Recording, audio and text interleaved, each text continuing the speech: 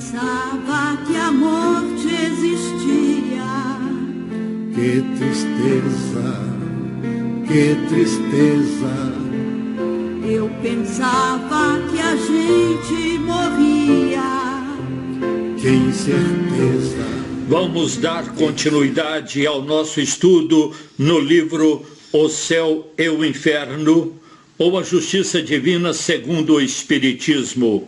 Começando então na segunda parte os exemplos, as comunicações de espíritos, nos mostrando a realidade da vida espiritual. E no capítulo 1, antes de vermos estas comunicações, nós vamos ver como acontece este momento da passagem. Naturalmente as pessoas chamam de morte, mas na verdade é uma passagem da vida material para a vida espiritual. Aqui nós vamos ver no item 10, uma questão mostrando mais ou menos como que processa a perturbação. Aquilo que o espírito sente. Interessante que em uma das nossas reuniões de exercício mediúnico, uma colega nossa que está começando a trabalhar o exercício da psicografia, recebeu a comunicação, uma pequena mensagem, ainda como exercício, como treinamento, de um espírito que cometera suicídio. E o espírito, então, apresentou um estado bastante confuso, reclamando de como era a vida e que ele gostaria de voltar para aquela vida e tal, naquela confusão danada. Aí ele se identificou. Terminando então, nós fomos analisar a comunicação. Uma colega nossa falou: mas peraí, eu conheci muito bem este rapaz, era um rapaz excelente, bom filho e tal e tudo, mas ele ainda pode estar sofrendo. Aí eu expliquei para ela, falei: olha, o sofrimento dele não é um sofrimento porque ele foi mal. Ele não está sofrendo as consequências dos seus atos de maldade. Ele está passando por um processo de perturbação, que representa um tipo de sofrimento. E o que nós vamos ver aqui agora, então, neste item? O espírito apega-se tanto mais à vida corpórea quanto não vê nada além. Ele sente que ele sente que a vida está passando. Ele sente que a vida corpórea lhe escapa e quer segurá-la. Ele sente que a vida está passando, que está acabando, que está chegando a morte, mas ele não quer morrer. Em vez de se abandonar ao movimento que o arrasta, ele resiste com todas as suas forças. Pode assim prolongar a luta durante dias, semanas e meses inteiros. Está vendo o que acontece com alguns espíritos? Quando vai sentindo que a morte vai chegando, ele oferece uma resistência, tal. Ele não quer morrer, ele não quer, mas a morte está batendo as portas, está chegando. Sem dúvida, nesse momento, o espírito não tem toda a sua lucidez. Aí ele começa a ficar confuso. A perturbação começou muito tempo antes da morte, mas ele não sofre menos por isso. E o vazio em que se encontra, a incerteza do que lhe advirá, junta-se às suas angústias. Está vendo? Acontece muito, principalmente com suicida. Tem pessoas que às vezes cometem um ato de suicídio e não morrem na hora. Às vezes tomam alguma substância, alguma coisa, e fica ali penando por algum momento. Eles ficam totalmente... Aí começa a pensar: poxa, como que vai ser minha vida? Gente, eu estou morrendo. Ah, meu Deus do céu, como que vai ser? Será que vai ser um vazio? O que vai acontecer? Como que é a vida do lado de lá? Gente, olha a angústia. Muitos ficam num sofrimento horrendo, com medo de morrer, mas eles cometeram um ato que não vai ter como voltar. Às vezes os médicos procedem tudo que tem que ser feito, faz a sua lavagem de estômago, faz tanta coisa, mas a pessoa está sentindo e está naquela angústia e tal, então, e a morte acontece. A morte chega e nem tudo acabou. Morreu, mas nem tudo acabou. A perturbação continua. Ah, é? A perturbação continua. Ele sente que vive, mas não sabe se é vida material ou vida espiritual. Continua a lutar até que as últimas amarras do perispírito sejam rompidas. Tá vendo? Aí olha o tipo da perturbação, que começa antes dele morrer. Que começa antes dele morrer, de não querer morrer. Ele tenta resistir. Mesmo que ele cometeu um suicídio, mesmo que ele tentou eliminar sua vida. Mas se ele teve tempo antes da morte de pensar que vai morrer, que está sentindo que a morte está vindo, ele começa já a sua perturbação. E aí o que acontece? Depois que morre, então ele vê que a vida não acabou. Ele vê que vive. Mas ele não sabe se é vida material ou vida espiritual. Olha a confusão que gera na cabeça do espírito. Ele não sabe se está vivo no corpo material ou se está numa vida espiritual. E aí ele começa a lutar ainda, porque ele tem uma ligação fluídica no corpo.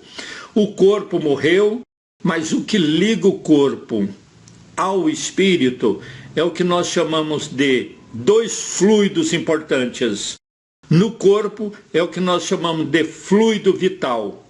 E no espírito é o que nós chamamos de perispírito. Então, fluido vital e perispírito, por ser elementos semimateriais, o fluido vital anima o corpo e o perispírito reveste o espírito. Então, por isso que o espírito liga ao corpo, tem condições de encarnar.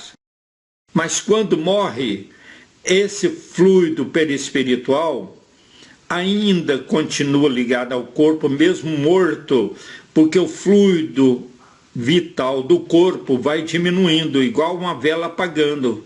Enquanto o corpo está tendo aquela vitalidade, ele está ali, vai apodrecendo devagarinho, vai acabando esse fluido vital, o espírito continua ligando ali através do perispírito, sentindo ali as sensações da decomposição, todo um processo, e ele perturbado, sem saber o que está acontecendo.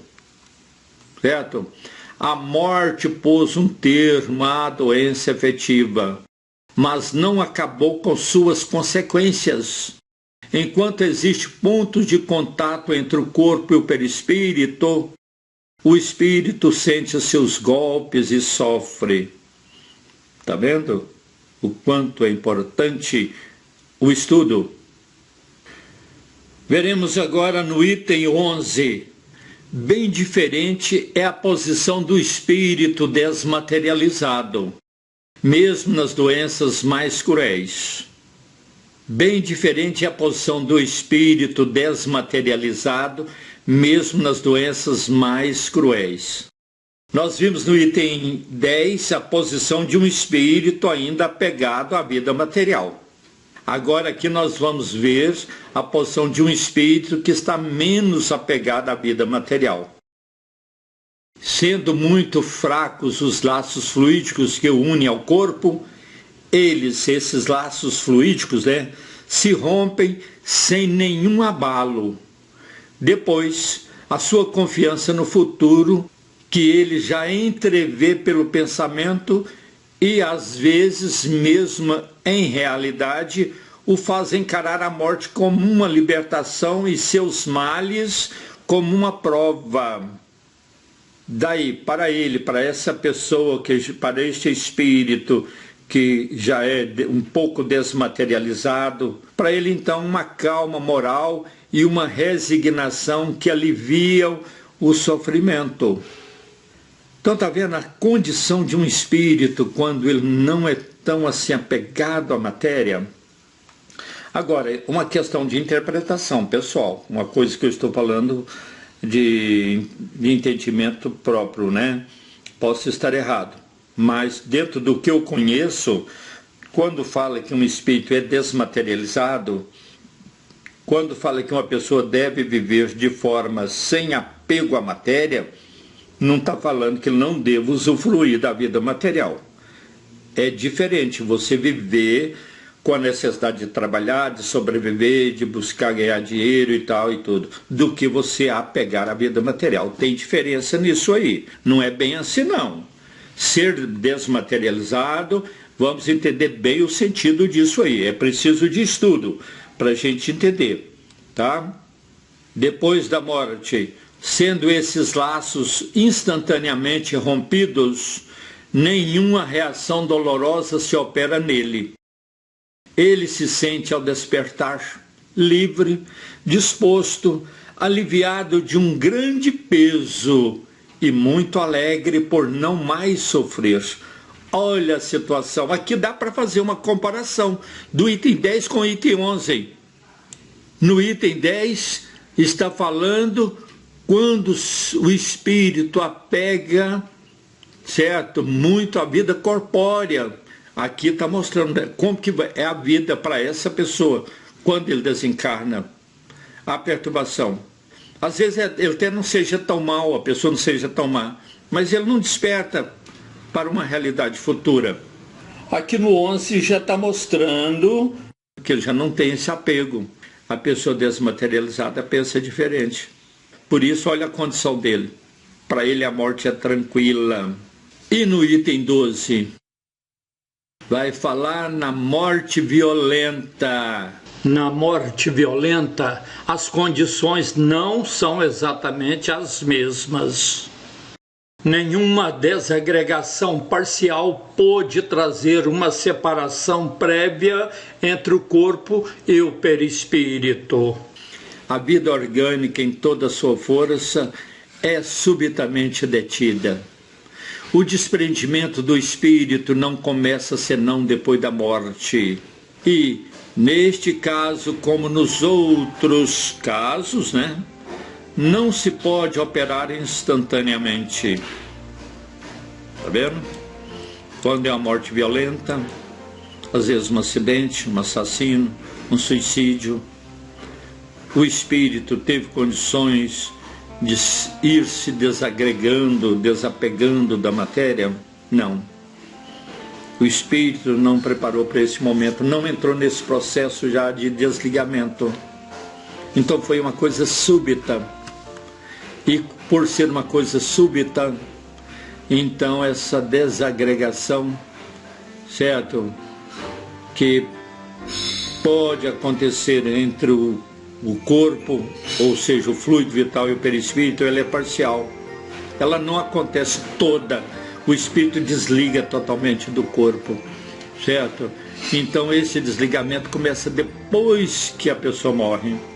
Esse desligamento, como em outros tipos de morte, não acontece assim de forma espontânea, certo? Instantaneamente, de uma vez.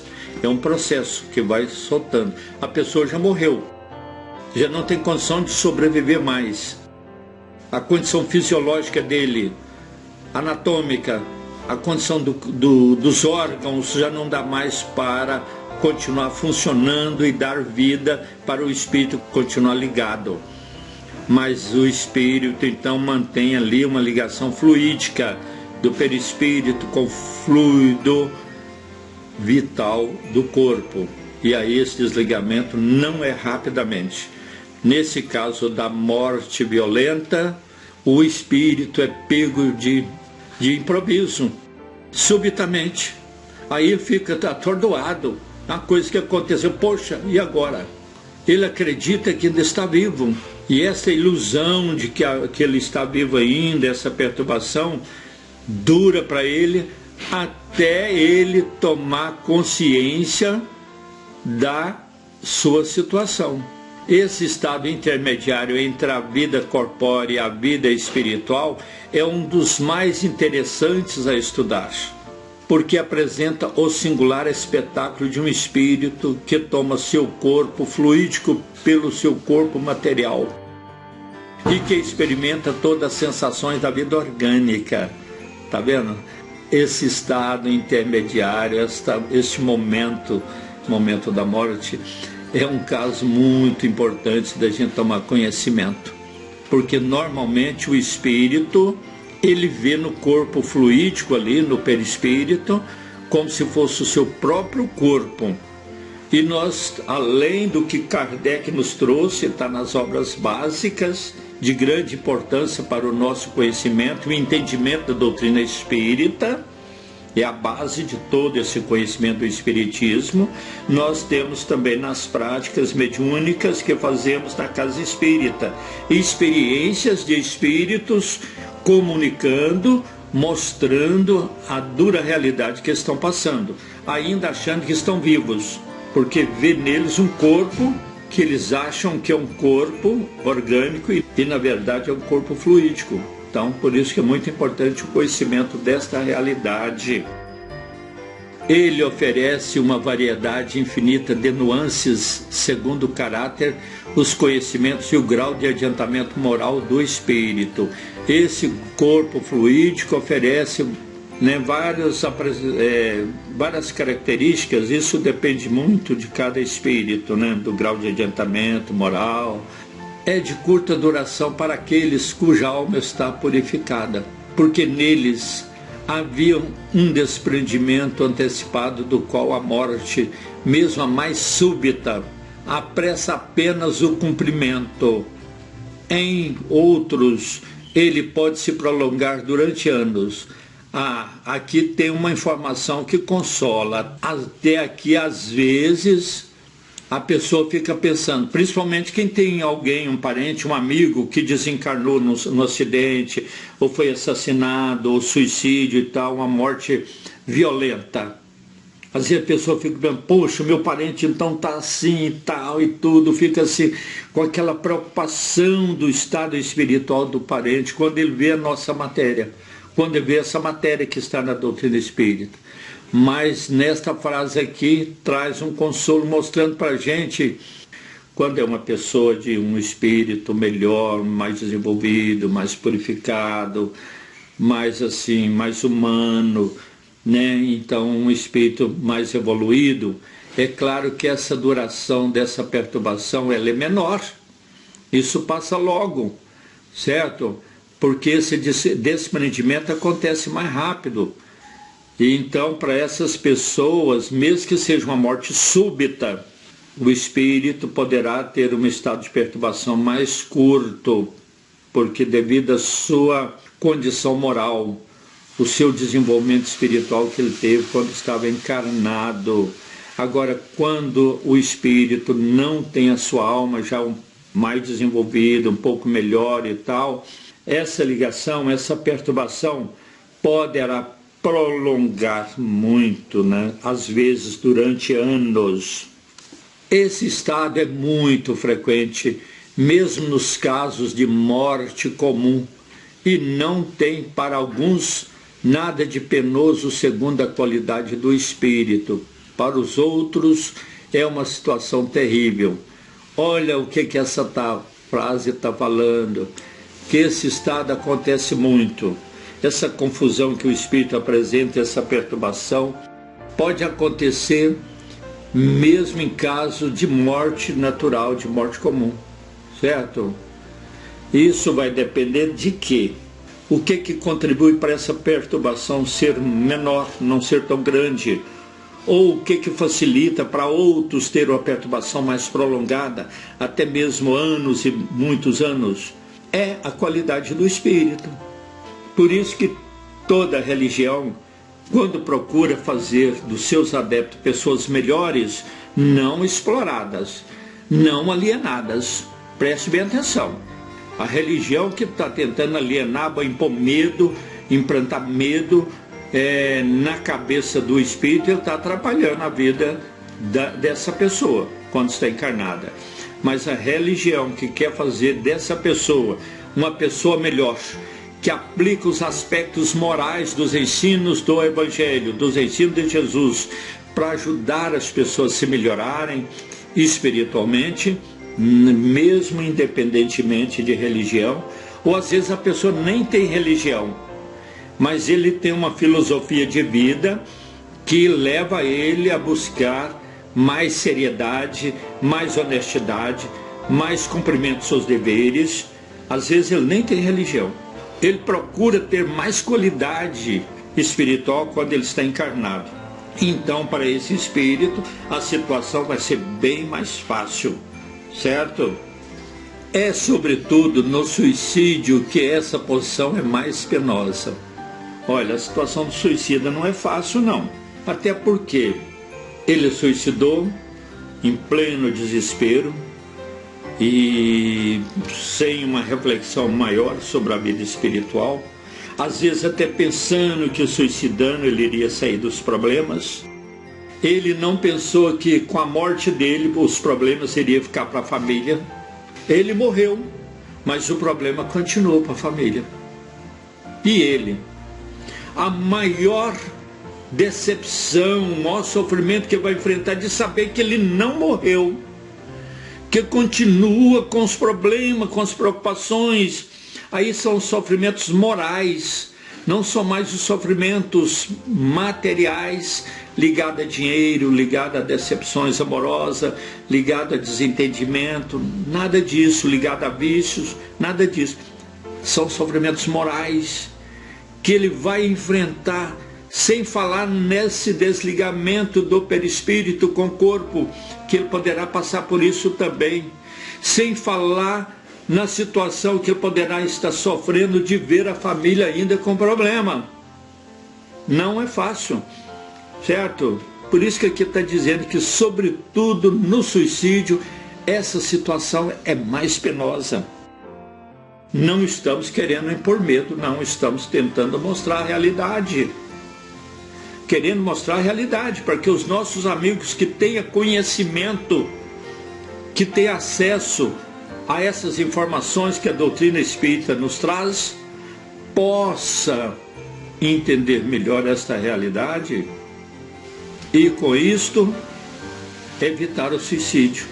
E, com isto, procurar ter um pouco mais de equilíbrio, um pouco mais de compreensão na vida material e um pouco mais de evolução espiritual aqui mesmo, independentemente de religião. A religião é uma escola, tá? O corpo ligado ao perispírito por todas as suas fibras, todas as suas convulsões do corpo repercute na alma, que por isso experimenta atrozes sofrimentos. Bom, nós vimos então os 3 tipos de morte, as 3 situações. No item 10 nós vimos a morte das pessoas quando são muito apegadas à vida material. No item 11 nós vimos a morte de pessoas que são menos apegadas à vida material. E no item 12 nós vimos a morte violenta, as mortes que acontecem bruscamente, repentinamente. Então essas 3 situações. Aqui no item 13 nós vamos ver um resumo disso aí. Então vejamos aqui. O estado do espírito no momento da morte pode resumir assim: o espírito sofre tanto mais quanto o desprendimento do perispírito é mais lento. Entendeu, né? A prontidão do desprendimento é proporcional ao grau de adiantamento moral do espírito. A aceitação desse momento da morte é de acordo com o nível de adiantamento moral do espírito. Para o espírito desmaterializado, cuja consciência é pura, a morte é um sono de alguns instantes, isento de todo sofrimento, e cujo despertar é cheio de suavidade. Então vale a pena tentar melhorar, gente. Vale a pena seguir a orientação que Jesus nos passou. Por isso que Jesus é o guia e modelo. Vale a pena cultivar o amor, desenvolver os nossos sentimentos, ao ponto de amar até o inimigo. Vale a pena trabalhar a questão do perdão, porque o perdão pesa para quem sofre a mágoa, para quem sofre o rancor. Certo? Quem tem mágoa no coração é que sofre muito. Vale a pena tentar trabalhar isso. Vale a pena trabalhar a questão do egoísmo, querer passar os outros para trás. Vale a pena trabalhar a questão da inveja. do ciúme. Vale a pena trabalhar tudo isso. Vale a pena. Pensando que um dia nós vamos passar por isso aqui. Todo mundo vai passar, não tem esse. Né? Ou nós queremos passar como realidade do que está no item 10. Mesmo que for uma morte brusca, esse desligamento do perispírito com fluido vital não vai perturbar o espírito, porque o espírito vai entrar no estado de sono e vai despertar com suavidade, com mais tranquilidade. Então vale a pena a gente vivenciar o aspecto moral do Evangelho em nossa vida, certo? No item 14, o item 14 tem 2 parágrafos, né? O primeiro parágrafo está dizendo assim: para trabalhar por sua purificação, reprimir as suas más tendências, vencer suas paixões, é preciso ver as vantagens disso no futuro. Para se identificar com a vida futura, dirigir a ela suas aspirações e preferi-la à vida terrestre. E preferir a vida futura do que a vida terrestre. É preciso não só crer nela, é preciso não só crer na vida futura, na vida do espírito, fora do corpo, mas devemos compreendê-la, compreender esta vida futura. É preciso representá-la de maneira satisfatória para a razão, de acordo com a lógica, o bom senso e a ideia que se faz da grandeza, da bondade e da justiça de Deus. Está vendo? Aquilo que eu acabei de falar, certo? De todas as doutrinas filosóficas, o Espiritismo é a que exerce sobre esse aspecto a mais poderosa influência pela fé inabalável que o Espiritismo dá. Gente, quando fazemos essas colocações, como está nessa última frase aqui, nós não estamos querendo dizer que o Espiritismo seja melhor. Mas veja bem, analisa como surgiram as religiões, como foram criadas as religiões, e analisa como foi criado o Espiritismo. O Espiritismo foi criado de acordo com o contato que já existia do mundo espiritual com o mundo material. Quando Kardec, uma pessoa muito culta, uma pessoa de nível extraordinário, um professor excelente, quando ele teve a oportunidade, que aceitou em ver estas experiências de comunicação do mundo espiritual com o mundo material, ele levou esse caso a sério. E levando esse cara a sério, ele começou a pesquisar, ele começou a analisar, começou a questionar, começou a comprovar com várias outras comunicações para chegar a esta conclusão e nos passar, coisa que hoje nós podemos compreender através do Espiritismo. Por isso que o Espiritismo, sobre esse aspecto da morte, certo? Ele oferece essa condição de uma fé inabalável, porque o Espiritismo nos traz esta informação da morte, do desligamento do corpo para a vida espiritual, por experiência dos próprios espíritos. Isso não foi ideia de Kardec, nem de pessoas humanas nenhuma. Kardec foi a pessoa que levou isso a sério, como pesquisa, como comprovação, como meio de registrar essas informações. Não que o Espiritismo seja melhor, é porque ele traz essa informação, porque foi dada pelos próprios espíritos, entenderam? Toda religião poderá trabalhar o homem para ser melhor, o homem para ser menos materializado. Toda religião pode trabalhar o aspecto moral do Evangelho de Jesus, para o homem ser menos egoísta, ou melhor, não ser egoísta nenhum, para o homem ser menos orgulhoso, menos vaidoso, para o homem ser menos maldoso, para o homem não ter inveja, não ter ciúme, não ter, trabalhar a mágoa, as ofensas, Toda religião pode trabalhar isso. Consequentemente, vai cair nisso que o Espiritismo mostra.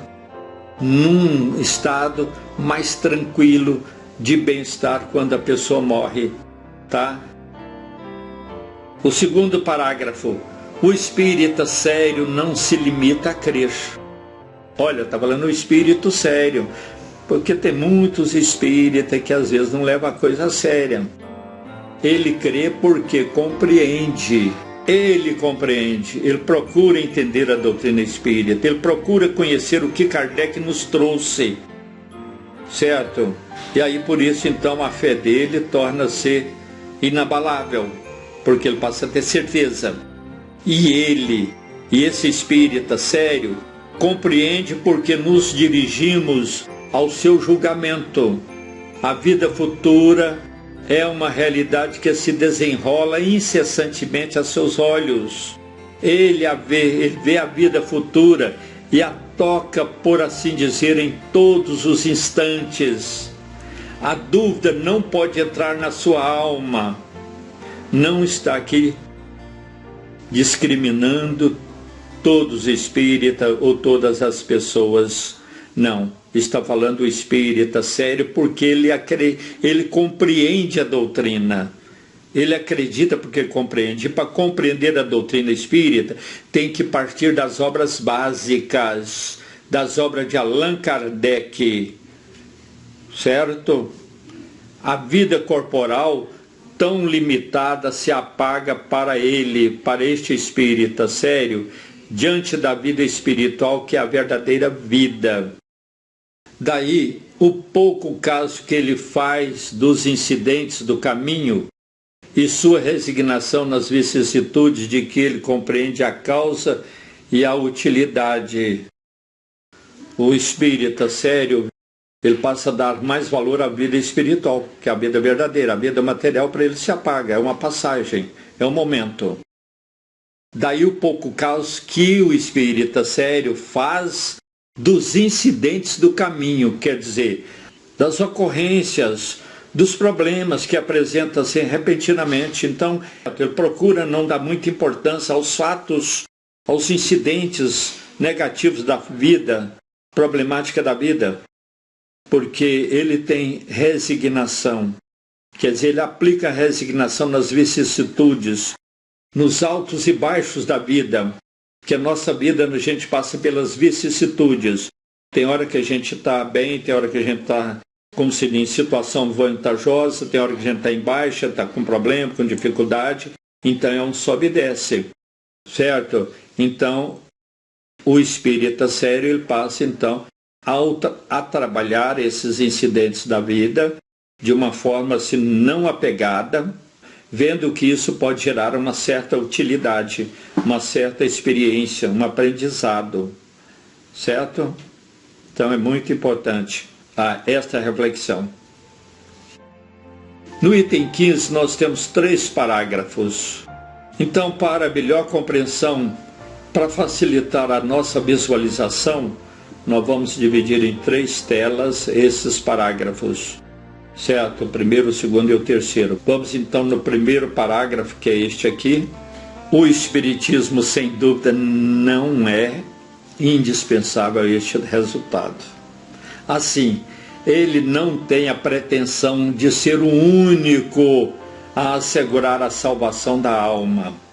Mas ele, o Espiritismo, facilita a salvação da alma pelos conhecimentos que proporciona, os sentimentos que inspira e as disposições nas quais coloca o espírito, ao qual faz compreender a necessidade de se aperfeiçoar. Está vendo? Que o Espiritismo não quer dizer que seja o único.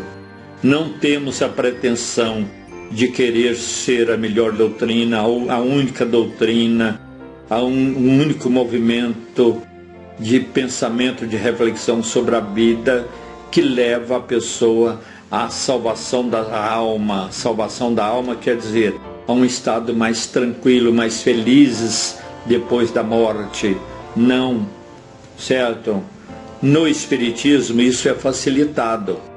pelo conhecimento que proporciona, pela a capacidade que a pessoa tem de melhorar os seus sentimentos, certo? Melhorando a disposição do espírito, qualificando o espírito para uma vida mais tranquila, mais com sentimentos mais perfeitos, consequentemente com a capacidade maior de amar.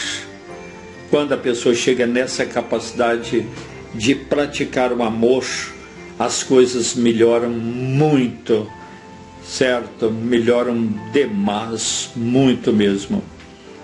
Ele, quer dizer, o Espiritismo, dá a cada um, além disso, os meios de facilitar o desprendimento dos outros espíritos no momento em que eles deixam o seu envoltório terrestre e de abreviar a duração da perturbação pela prece e a evocação.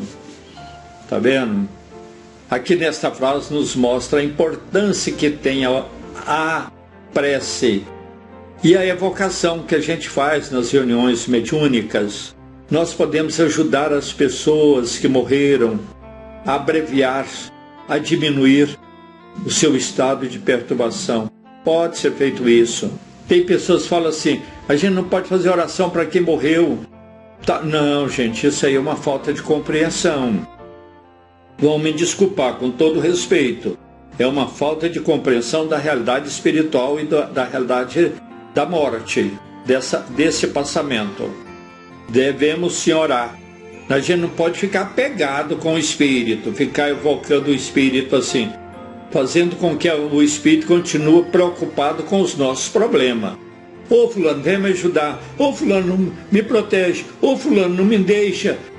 Certo? Ô fulano, onde você estiver, lembra de mim. Ô fulano. Não, a gente não pode fazer isso. A gente não pode perturbar o espírito.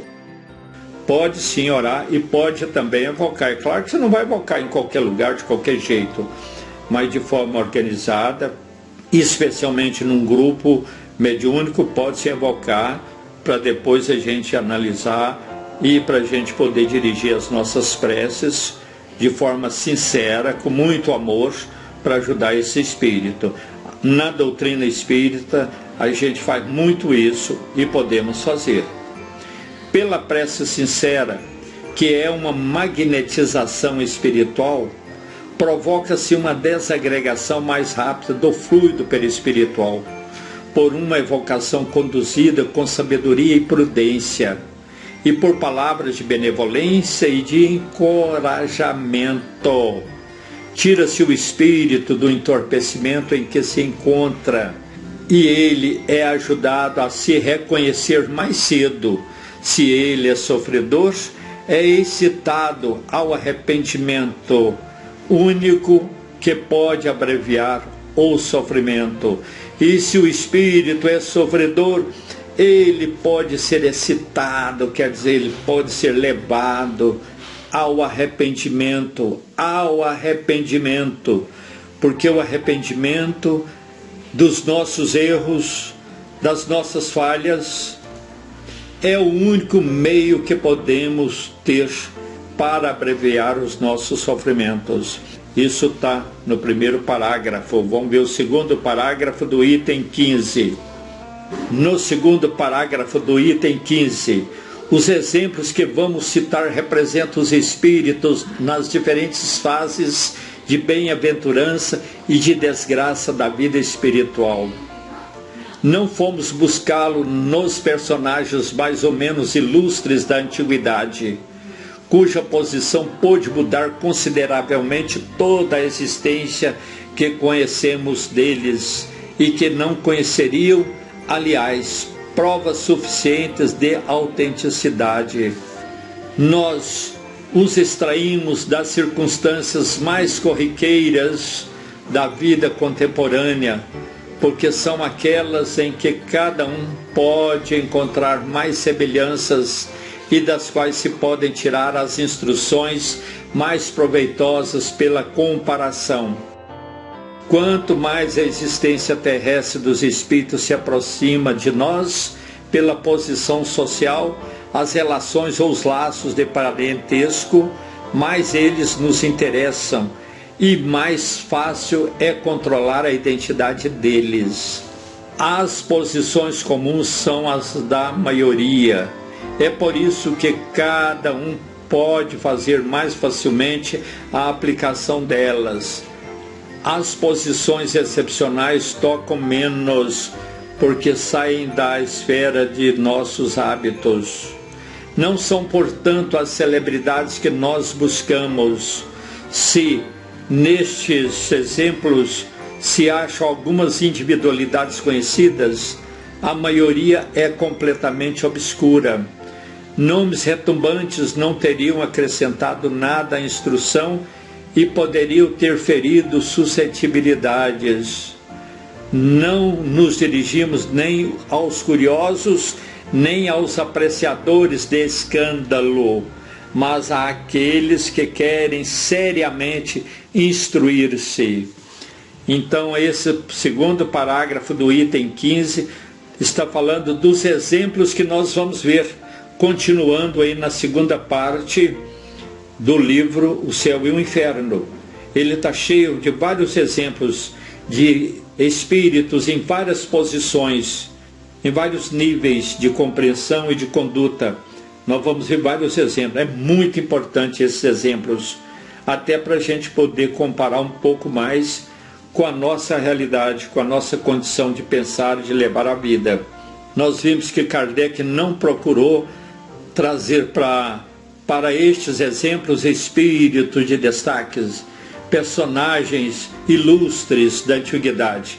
Ele procurou trazer realidades que nós podemos comparar e analisar dentro do nosso contexto de uma vida cotidiana, de uma vida normal, de uma vida comum. Certo? Vamos lá, continuando, o último parágrafo. Neste último parágrafo está dizendo o seguinte: estes exemplos poderiam multiplicar-se ao infinito, mas, forçado a limitar seu número, escolhemos aqueles que podiam lançar mais luzes sobre o estado do mundo espiritual, quer pela posição do espírito, quer pelas explicações que ele era capaz de dar. A maioria deles é inédita. Somente alguns já foram publicados na Revista Espírita. Suprimimos destes os detalhes supérfluos, não conservando senão as partes essenciais à finalidade que nos propomos aqui, e acrescentamos-lhes as instruções complementares que ocasionam ulteriormente. O último parágrafo, então, ainda falando sobre os exemplos que nós vamos ver na sequência da segunda parte. Esses exemplos poderiam ser colocados de forma infinita. Kardec se dispôs de muitas comunicações. Poderia ser colocado sempre, certo? Mas então ele procurou fazer uma coisa de forma limitada, procurando aquilo que pudesse trazer mais luzes, mais compreensão para o nosso entendimento.